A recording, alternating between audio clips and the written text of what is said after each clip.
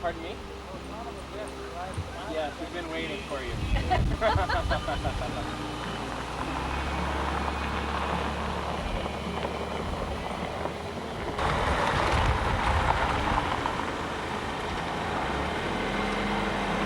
Hi there. Hi. How are you guys?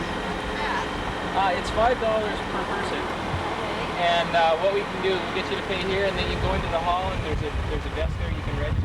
Okay. Okay? We'll give you a stamp here too.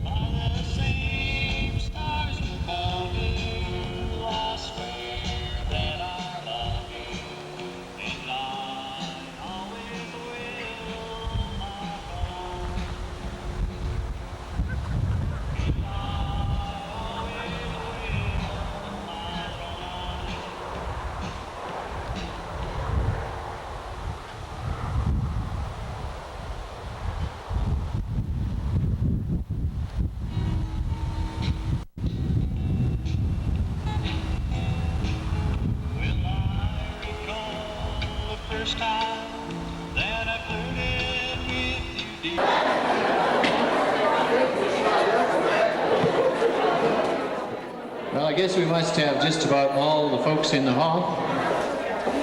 I want to welcome you all to the Fontaine Reunion. This is a first one. We hope the first of many more. We've had quite a few people working on this for a number of years now, I guess 5 or 6 years, trying to get all the information together and going back as far as they could. I believe it goes back to the 1800s sometime. Actually, Mother tells me here 1645. Now that's a few generations back, is it not? I am Cliff Meyer. I am a descendant of Albert Fontaine. Our family, my mother and my sister, put together today's program. And here they are right here. This is Fern Colleen and my mother, Olive Meyer. I'm going to turn the microphones over to them. Again, welcome here. Hope you have a good time today and tomorrow. And later on I'll tell you about the rest of the program, okay?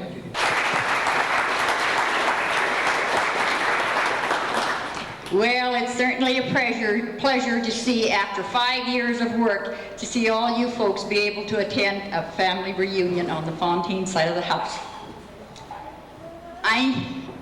I know that it has been a lot of work, but it's been a rewarding job. You meet a lot of, well, you get into ancestry and then you just keep on and on and on into ancestry. And when we finally found our ancestry back in France, then we were happy. Anyhow, how did I ever get started into this? And how did my daughter get started into this with me? It was the spelling of the Fontaine name. We spelled our name F-O-N-T-A-I-N-E.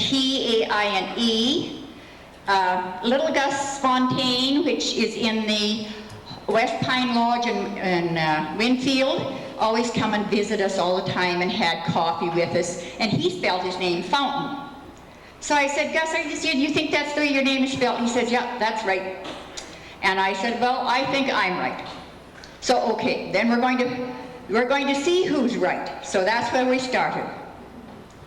And we went back, well, of course, then we had to go, what would be about 3-4 generations back to get the John Fontaine, which is my father, Albert's, father and mother. But that's as far as we got because it was just a stumbling block then.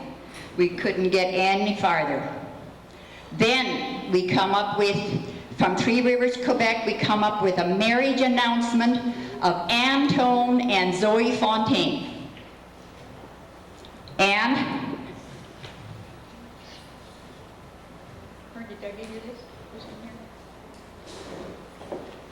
Lost my notes already. There it is. Now this was in French from Three Rivers, Quebec, but it was a start from John Fontaine on.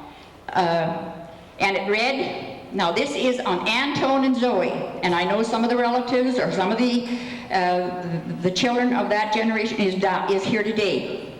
On September the 29th, 1862, after the publication of 3 marriage announcements between Antone Fontaine, Bienvenu, farmer, son of Francois Fontaine, Bienvenu, farmer, and Eleanor Charbonneau. So from this we knew that it was Francois Fontaine and Eleanor Charbonneau, and that gave us another lead for another generation. They were married in the St. Joseph Shepherd Parish, and I know to you Frenchmen, I'm not going to speak very good French, but you'll have to put up with my English instead. Shepherd Parish on one side, and Zoe Perrant, daughter of Francois Perrant, farmer and woodsman. And the mother was Lamoth of this parish on the other side. The same publication was done at St. Joseph, such that it brings that certificate of Mr. Charles Bancher by the mutual consent of the parties in the presence of Damas Fontaine, uncle and servant in the eyes of God. Friends of Francois Perrant, father of the bride, and of many others present. At that time, if you just had to have a witness to be there at the marriage. You didn't have to have a marriage license or anything. You just had to be a witness. And this Damas Fontaine was a witness. And we found him in the generations or on the microfilm. He's, can you point to it there, Fern? Did you want a ruler? I got it. Oh. Right here. Damas Fontaine, see, that would be about, what, 6 generations up? Yes, 7 generations is where we come up with Damas Fontaine. Now this, He witnessed this marriage. he witnessed the marriage of Antone and Zoe. So that gave us another generation link. From there we went on to the next generation, and we found that, which was the next one there, Fern? Fern, what is the next one from Zoe? Augustine, that's Francois and Eleanor Charbonneau, which was after Yes. this. And we went on from there to find Francois's parents, which was Augustine and Marguerite Leloup. Okay, Francois' parents then was Augustine and Margaret Leloup. Yeah, and they were married October the 5th in 1812. They were married October the 5th, 1812. Then we went on another generation, and we found them on microfilm again after hours and hours and hours of research. Okay, she's got something to tell you here. When you're looking in this, in the microfilms in the library, you find them on sheets like this. They come up on a screen in front of you. And then you take a copy of the marriage license, and from that, you find who the parents are. In this one here, Charlotte Fontaine's parents were Augustine and Louise Chaloux. So there you know you can carry on again because you have their parents' name, once you found their name. And that's how we keep going back with the generations. In Quebec, they have very good, keep very good information. In Upper and Lower Canada at that time, usually a priest kept the marriages, the births, the deaths, they kept all of that. And it was very, very well kept that way. When we got into a book, it was done by Father Tanguay. We got into that book and give us a lot of information. Although there was a misprint there and we got a wrong mother and father, which we had to search out again. Should I go on from there then? Now, which is the next one now? Augustine Senior and Genevieve Normandin. Augustine Senior and Genevieve Normandin was the next one that we found. There, and then Augustine and Louis, Augustine and Charlotte Finnerman. Now you guys have to excuse my French. Okay, so we found another Augustine and who? Charlotte Meunimer.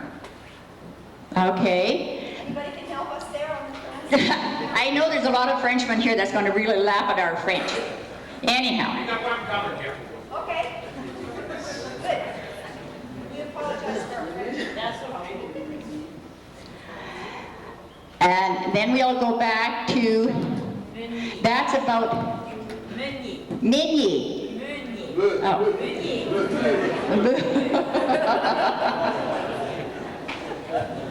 So then we're up about 11 generations. This is 4 from the top, so. Yes, okay. Then we'll go on from there up to Augustine and Louise Goulet. Goulet. They were married in 1743.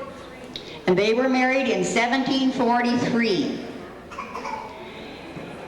And then we go back, then we're just about to Pierre Fontaine, the corporal that came over from France to Canada. Pierre Fontaine come over, from Pierre Fontaine we went and found his parents then in the States. Is this, am I speaking too close to this mic or is it clear enough? Okay. You said the States of France. In France, I'm sure, sorry. In Orleans, France. Now Orleans, France is about 75 miles south of Paris. And we found that it was Jacques Fontaine and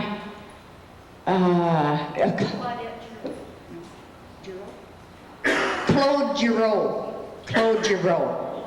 That was Pierre's mother and dad. Now they had 2 children. They had Pierre and they had Gabriel, but we have not been able to search Gabriel. So really and truly we were interested in Pierre mostly because that was our line of ancestry. Pierre Fontaine came over as a corporal in the army. He fought in the wars in Quebec against the Iroquois, some very serious wars, and he was really worried that at some nights that they would never see the sun in the morning because they had such terrible nights trying to hide from the enemy or to save their family from all the fighting. So then Pierre Fontaine, in the corporal in the army was, I shouldn't say that way, okay. Pierre Fontaine married Margaret Ann Thume. Margaret Ann Thume was, her first husband was Andrew Jarrett. They had 6 children together, and he was killed in the army. So then Pierre thought that he would take over then and help her support her family, and ending up marrying her. They had 3 children together. Name me my 3 children. Marie, Gabriel, and Marguerite. Marie, Gabriel, and Marguerite. That was the 3 children. She died giving birth to the 4th child. So then he married a Marguerite Gentis, and they had 9 children. In those days you had a lot of children because that was the only way that you could work and clear the land, and because you know, you didn't have the machinery and everything, so it was bodily work. So that's why they had big families. And actually, when they come over here to Canada, if they had 12 children, then they were paid by the government for having so many children like that. I guess they just wanted to prosper or have the land, you know, and prosper by having children. And for a working force, I guess. So,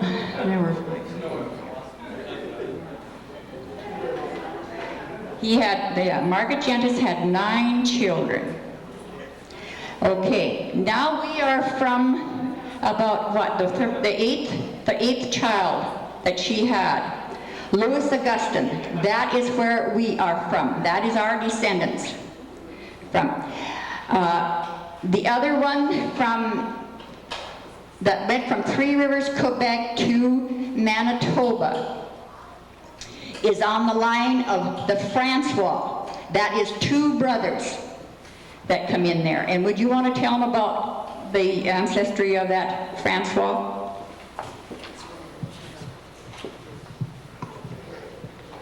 When I was sitting in the library one day in Surrey, I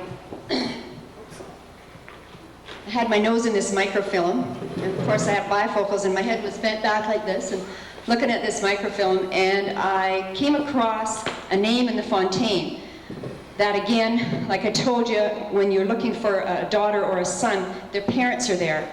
And I said, right on, I found another Fontaine. There's a gentleman behind me at a table, sitting. He said, what did you say? And I said, I just get excited when I find another generation back or whatever. And he said, but you said Fontaine. And I said, yes, I did. He said, I have traced the Fontaines back too. Now, this is the gentleman here, and this is his line. So him and I sat there in the library for hours, and he has since been over to my house, and we've traced him back. We traced and traced and traced, and here is his grandfather, or whatever it is, great, great, great, but that's where he is from in that family. And the brother Louis is back in my family. So when we got to these 2 people, we were pretty excited to find out that far back we actually were related. And this is his family tree that we put together here, just to show how we both sat in the same library. I don't know how many times he was there with me, didn't know. And his name now is Dan Richard. His mother was a Fontaine. And this brother, Louis Augustine, is where we come down, and Louis's brother Francois is where he came down. So it's pretty exciting when we met somebody like that. And I mean, of course, didn't know him from Adam. So it was pretty exciting after spending that many hours in the library and actually finding somebody that was tracing the same tree as you were. And also one time I was sitting in the Surrey Library, and a lady on the next microfiche was looking up a Fontaine also, but I was eavesdropping on her microfiche because I picked up the name Fontaine. She was from Seattle up into the Canada records because her mother was a Fontaine. And they had originally came from Quebec, but about 1800s they moved to the States, and she was trying to find back, and I can't help her at all. I've got all the family trees that I have done, and she just can't pick out any name or anything, but I still write to her, so maybe at some point, even in France, we can figure out where we are. I would like to tell you a little bit more about Pierre. Excuse me. This thing from Pierre Fontaine came from that Dan Richard's line. When we got together in my home, he had a French story that him and his wife had been to Quebec, and in the archives there, he had taken a copy of a story about Pierre Fontaine and Marguerite Anne Thume, and later marrying Miss Marguerite Gentis. And he had no way of translating this into English. So Big Mouth here said, oh, well, I'm sure we can find somebody. We've lots of French people. So I, of course, just turned that little job right over to my mother. She finally had to find, I think, the French teacher at Falun. Someone here helped her translate this story. And since I have typed it and put it on the computer, but this is the story about that Pierre Fontaine that Dan Richard found in the archives in Quebec.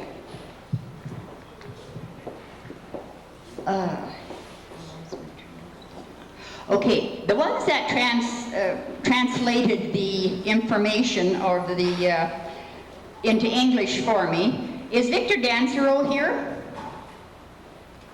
He's from Pipestone, which is north of here, and he done some of the translation. And I'd also like to give credit to Claudette Cotreau. Is she here? Not here yet. She's not here yet. Anyhow, it was very good of them to be able to translate this for us. But I just wanted to give you a little bit on this. This was in the winter, the troops of 1691. Frontenac requiesced the hospitality of the colonists. The company was loved at Brashears. Pierre Fontaine was among them. He always belonged to the same company, but it had changed names. That is one part of it. And to whom did he stay at Brashears? It is impossible to determine. It was easier to establish who his friends were. At the head of the list we have Sir Pierre Volant, priest and parish priest of St. Ours and other locations, and also without a doubt his twin brother Claude Volant, that was a priest also. He was a priest and parish of Verines. I don't have to read, Andrew Girette Beauregard, lieutenant of the company of Contrecoeur, and his wife Margaret Anne Thume. So he was married to Margaret, and he had, at that time, and they had 6 children. The name Bienvenu did not come from his family. His marriage contract would indicate it otherwise. He received it from the army. So any of that prestige that they got on the end of their name by Bienvenu, that came from his army position. Like many military men of that time period, who were often known only by their army name, and it goes on to give quite a few of the army names, which is not of interest to us. With this military scale, Pierre Fontaine Bienvenu appears to have been a happy man who makes life around him pleasant. He must have been agreeable, sociable, good-natured, and pleasant. A typical Frenchman, a hearty type, exhibiting good moral character, an open mind, and true to his beliefs. The quality of his friendships allows us to believe this. He must have been someone who left a lasting good impression after every encounter. Someone who was beyond reproach. He must have been very strong above nastiness of men and brutal strength of nature. Someone patient who became master of men and developments, who knew to wait for the appropriate moment, leaving the storm weather and acting in good faith. This may appear to be a bit exaggerated, but in order to have kept and deserved his nickname, one must be of strong moral fiber beyond the ordinary. This is what occurred to Pierre Fontaine in 1692. His friend, André Girette Beauregard, having just died, left his widow with 7 children, of which the oldest was 12 years old, and the last less than 2 years. In keeping with his strong Christian tradition and chivalry, he proposed and obtained the hand of Margaret Anne Thume. She was happy to entrust herself upon such an honest man and give to her children a second father and protector.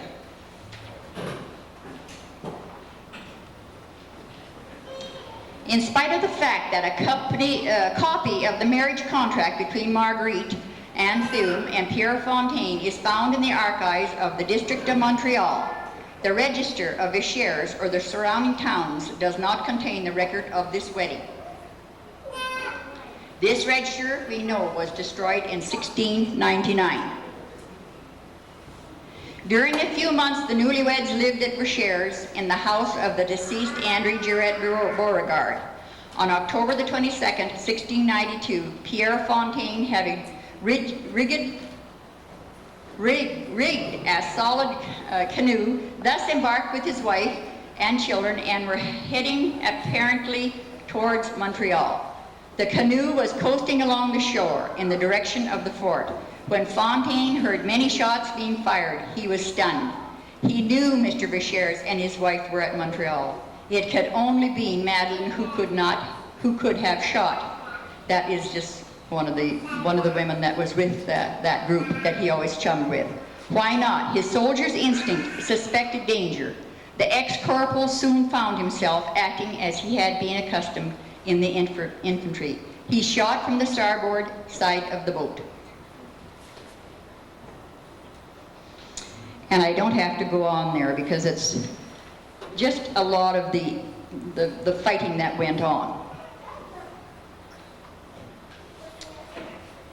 We do not know what became of him in Montreal. It took some time to settle the question of his leave. On June the 28th, 1693, we know he had baptized the first of his children, Marie Teresa. I know I'm on microfilm and I shouldn't be waving this paper around in front of me, but I'm after the flies. He had baptized the first of his children, Marie Teresa. After this, there is no record of him within the walls of the Villa Marie. We find evidence of him at Breens. He came to join his friend's brother, Father Claude Volant.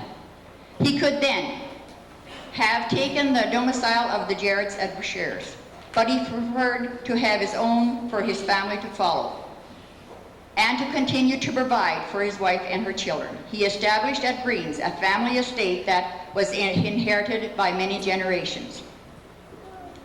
On October the 4th, 1699, he experienced the pain of losing his wife, who died during childbirth while giving him his fourth child. He remarried with Marguerite Gentis at Breens itself on May the 25th, 1700. His new wife was the daughter of Etienne Gentis and Catherine Messier, and we have that in record also. She being the daughter of Michael Messier, and he was a captain in St. Michael. Pierre Fontaine and Margaret Gentis had 6 children. The last, Louis, was baptized in 1721. So Fern and I feel quite satisfied that we have looked it up and we have found good reference. So we have the Louis baptized in 1721. So when we read this, we knew that we were on the right track. Starting from this date, 1721, we have lost track of Pierre Fontaine. He was at this time more than 70 years of age, but already he was relieved of providing for his 17 children whom he had raised. 5 of the children of André Girette was married between the years of 1700 and 1714. The others were into adulthood. All had followed their father's lineage. So that is a little bit on Pierre.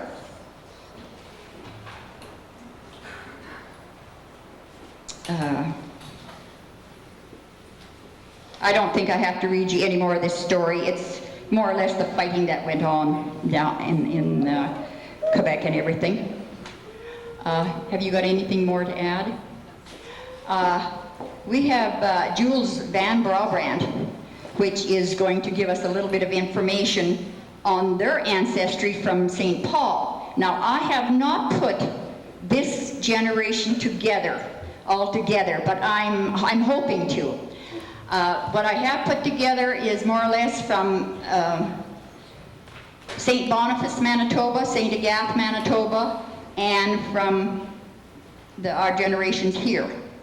Anyhow, I think it should be exciting, and I know that we're all sure-tail relatives because they've got all dark eyes. They're all, their names are so much the same, is what really convinced us that we are all short-tail relatives somewhere along the line. Okay, I'll call on Jules. Maybe he can give us a little bit more information. Thanks, Al. Possibly you are wondering how come we of St. Paul in the area are here today. It started on March the 13th, 1989, when Olive wrote a letter to Jean-Paul Fontaine from St. Paul. And as you know, Jean-Paul Fontaine, those that come from St. Paul, is not quite a big writer. He passed away, unfortunately. But here is a short letter that she sent to my cousin Fontaine. I am Florence Fontaine Wiener, the daughter of James Fontaine and Josephine Fontaine. Enclosed is the family tree of the families of Arsène Fontaine and Alphonse Fontaine. Unfortunately, it's not Uncle Fontaine on our side. We would like to hear from any descendants or any information you may know concerning these people. We would especially like to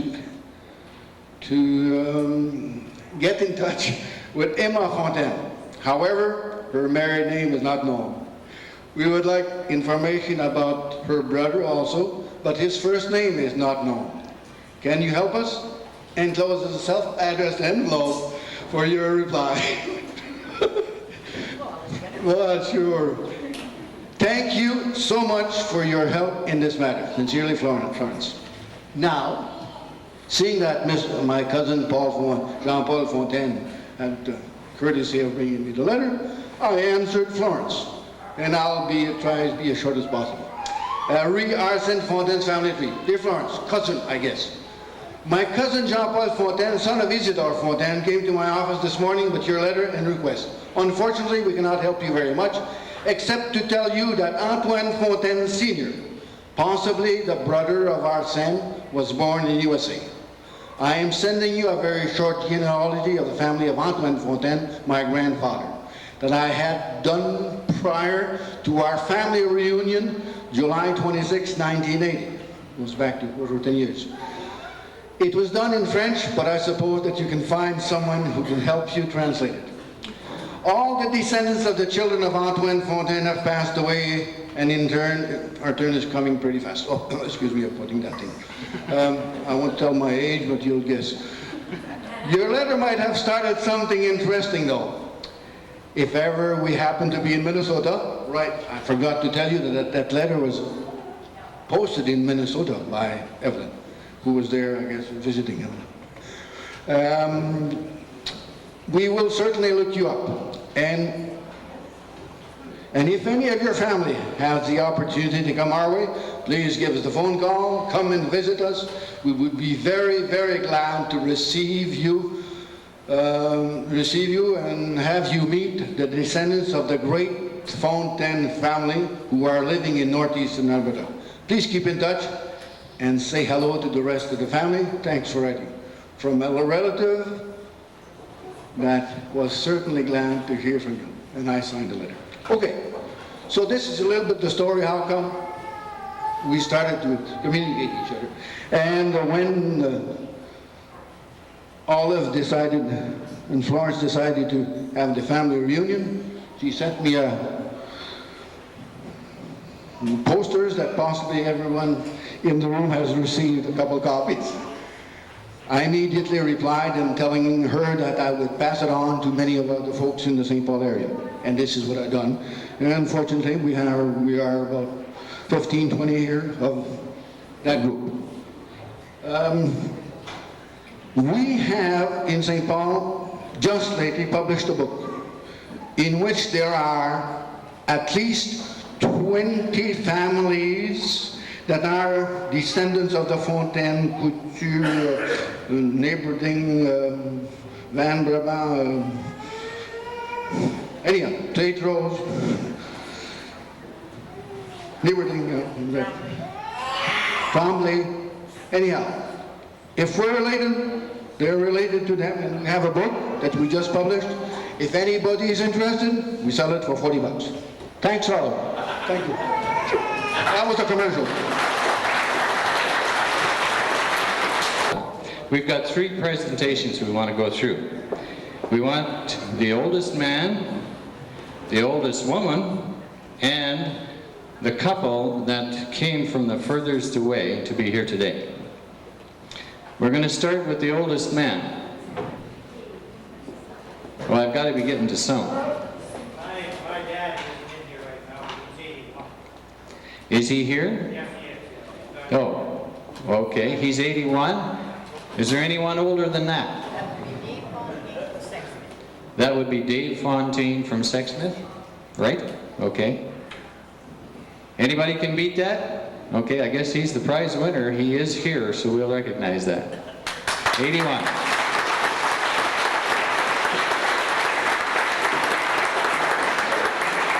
Now the fun begins. The oldest lady.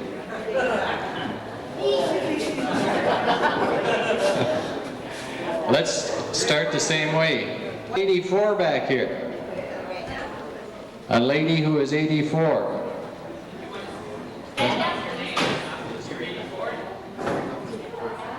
Can we have you stand up?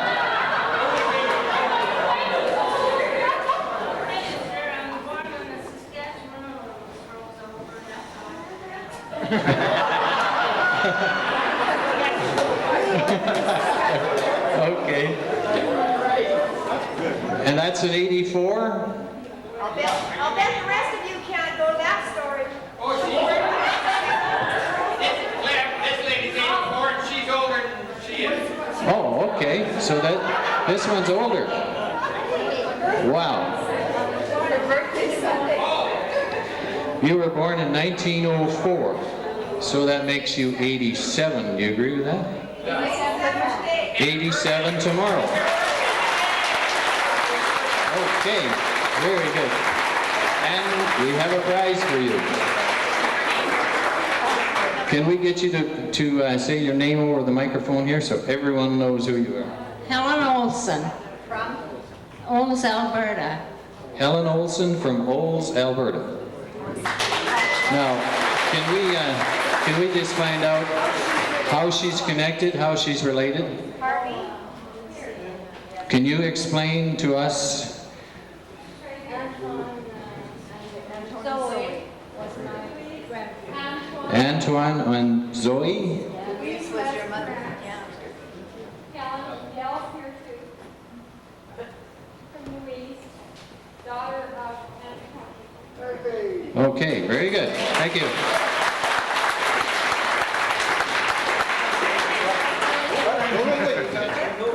Here's Antoine Zoe.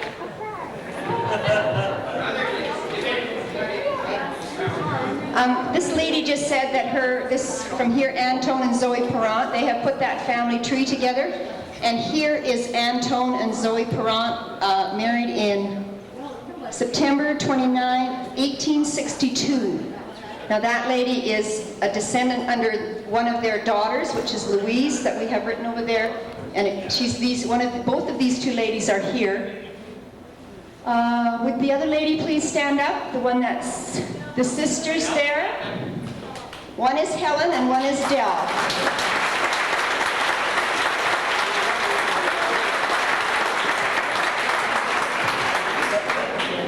Dave Fontaine, he's just out of breath for a minute here. He's our oldest gentleman here, and he is.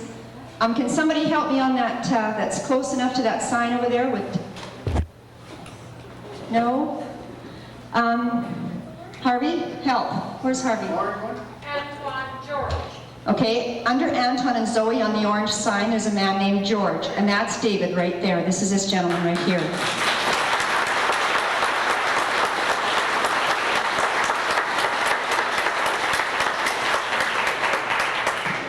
We get to the couple that traveled the furthest to get here today. That's French, I can't say that. Actonville, no. Near Victoriaville. Near Victoriaville in Quebec, right? Okay. Over 2,000 kilometers. And we have a couple here. And we have a couple here that have just arrived from Wisconsin. Gerald. And Ruth Fontaine. And how long or how many miles have you traveled? What is 2,300 miles. 2,300 miles? Translate that, please.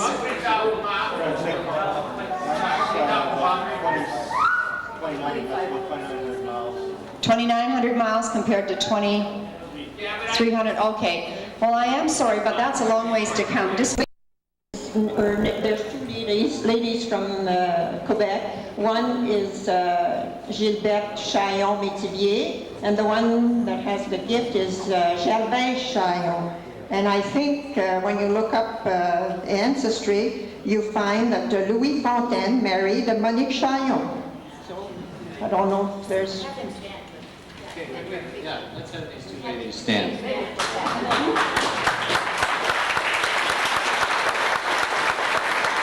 Thanks for the help there. These are the two ladies that do not speak English, so we had to get somebody else to tell them to stand up. Really nice having you here, and appreciate you coming so far to get here. Therese can come and tell us. Her name is Therese Tetreault. Am I right on that? Like I have just as much trouble with Clifford as Clifford in French here. Okay, wait a minute. We'll put her behind us here so she can't see. Okay. A couple of weeks ago, on my family, we had a 100-year anniversary that our ancestors were in Morinville, the Taggies. So we made a family tree. And I didn't start from my grandparents, but I started from my dad. And my dad was here, George Teddy, and my mother Alice.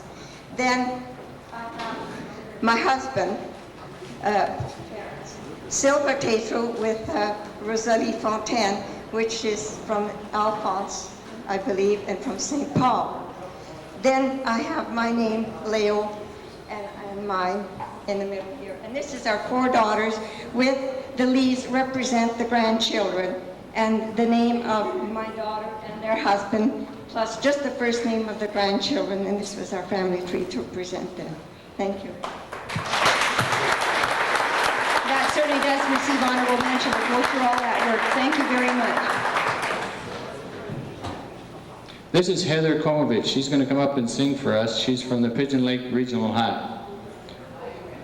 The girlfriend of one of the Fontaine ancestors, eh? Otherwise, why would she be here, eh? Come on up, Heather.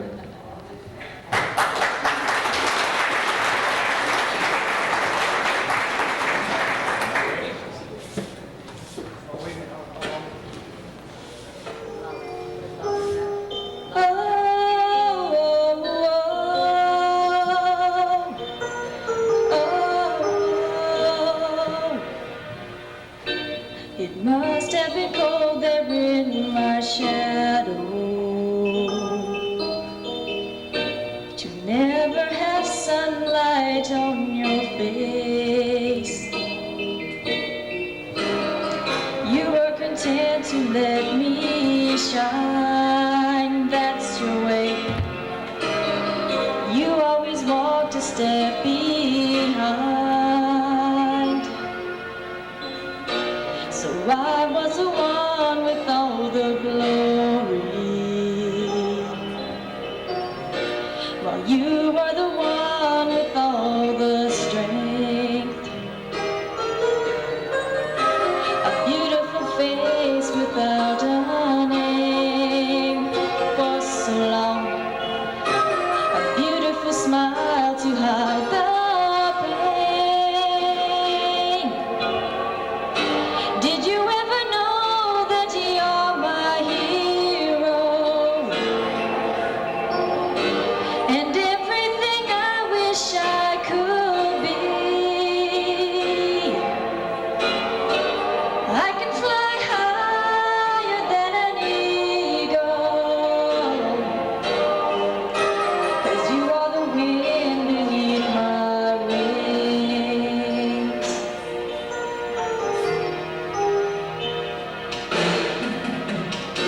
It might have appeared to go unnoticed, but I've got it all here in my heart.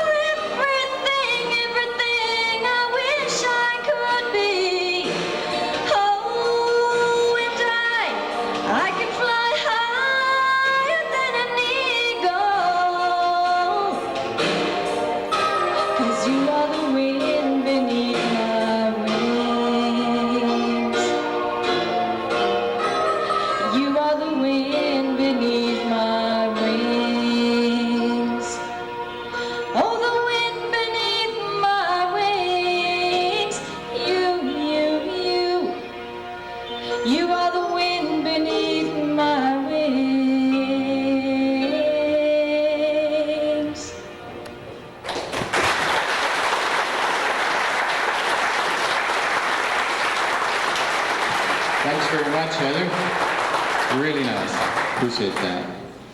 Is that conference over? Good.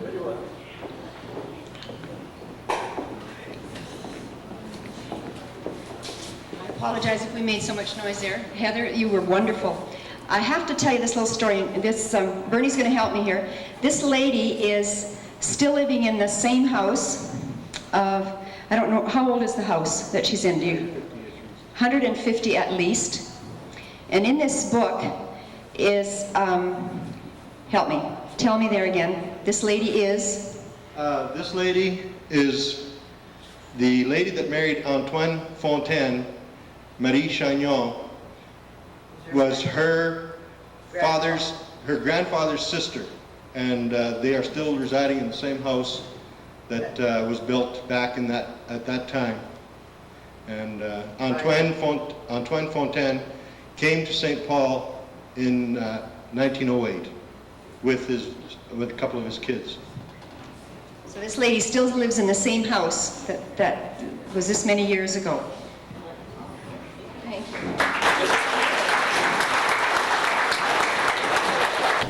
you. Olive Meyer has something here to tell you. It's called For All Those Born Before 1945. With this many generations going back, there's a lot of things here that you'll relate to. Things that have changed even in my lifetime. Here she is. And how things have changed. We have survived. Consider the changes we have witnessed. We were born before television, before penicillin, before polio shots, frozen foods, plastic, Xerox, contact lenses, freebies, and the pill. We were born before radar, credit cards, split atoms, laser beams, and ballpoint pens. Before pantyhose, dishwashers, clothes dryers, electric blankets, air conditioners, drip dry clothes, and before man walked on the moon. We got married first and then lived together. How quaint can you be? In our time, closets were for clothes, not coming out of. Bunnies were small rabbits, and rabbits were not Volkswagens. Designer jeans were scheming girls named Jean and Jeannie, and having a meaningful relationship meant getting along well with our cousins. We thought fast food was what you ate during Lent. The outer space was the back of the Riviera Theater. We were born before house husbands, gay rights, computer dating, dual careers, and commuter marriages. We were born before daycare centers and nursing homes. We never heard of FM radio, tape decks, electric typewriters, artificial hearts, word processors, yogurt, and guys wearing earrings. For us, time sharing meant togetherness, not computers or condominiums. A chip meant a piece of wood. Hardware meant hardware, and software wasn't even a word. In 1940, made in Japan meant junk, and the term making out referred to how you did on your exam.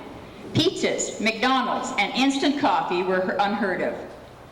We hit the scene when there were 5 and 10 cent stores, where you bought things for 5 and 10 cents. For 1 nickel you could ride a streetcar, make a phone call, buy a Pepsi, or enough stamps to mail 1 letter and 2 postcards. You could buy a new Chevy Coupe for $600, but who could afford one? A pity too, because gas was 11 cents a gallon. In our day, cigarette smoking was fashionable, grass was mowed, Coke was a cold drink, and pot was something you cooked in. Rock music was a grandma's lullaby, and aides were helpers in the principal's office. We were certainly not before the difference between the sexes was discovered, but we were surely before the sex change. We made do with what we had, and we were the last generation that was so dumb as to think you needed a husband to have a baby. No wonder we are so confused, and there is such a generation gap today. But we survived.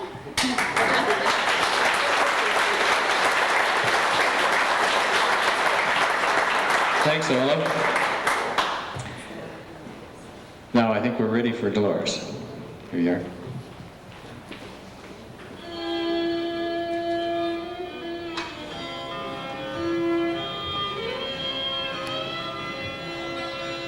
I remember Daddy's hands folded silently in prayer and reaching out to hold me when I had a nightmare. You could read quite a story in the calluses and lines.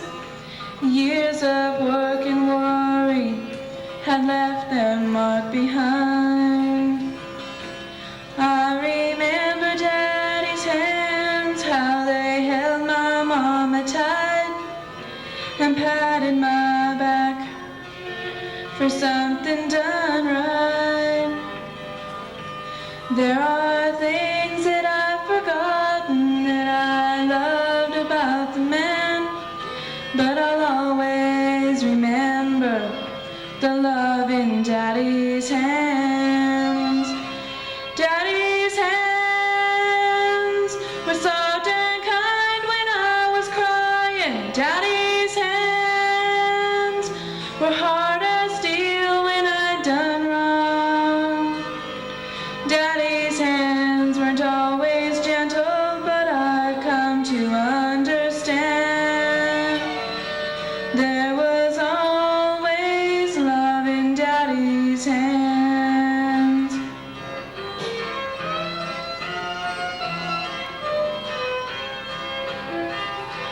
I remember Daddy's hands working till they bled, sacrificed unselfishly just to keep us all fed.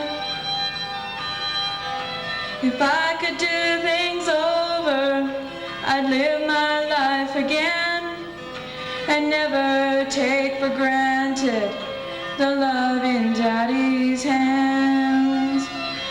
Daddy's hands were soft and kind when I was crying. Daddy's hands were hard as steel when I'd done wrong. Daddy's hands weren't always gentle, but I've come to understand. There was always love in Daddy's hands. Daddy's hands were soft and kind when I was crying. Daddy's hands were hard as steel when I'd done wrong. Daddy's hands weren't always gentle, but I've come to understand. There was always love in Daddy's hands.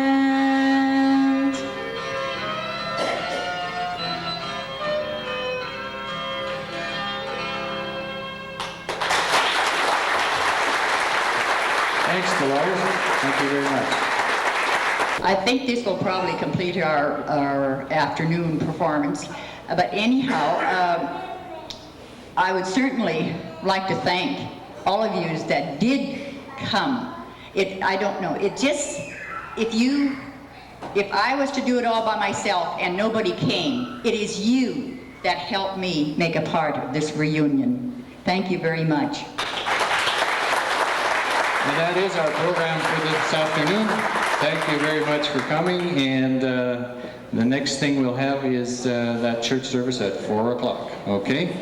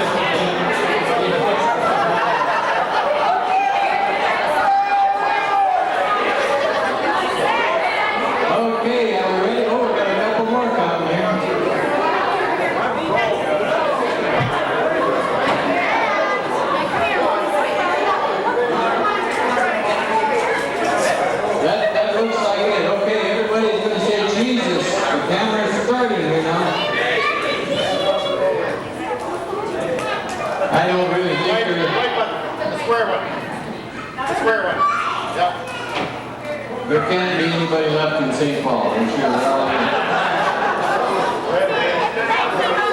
Oh, okay. Well, let's have everybody say cheese. Come on, it's time.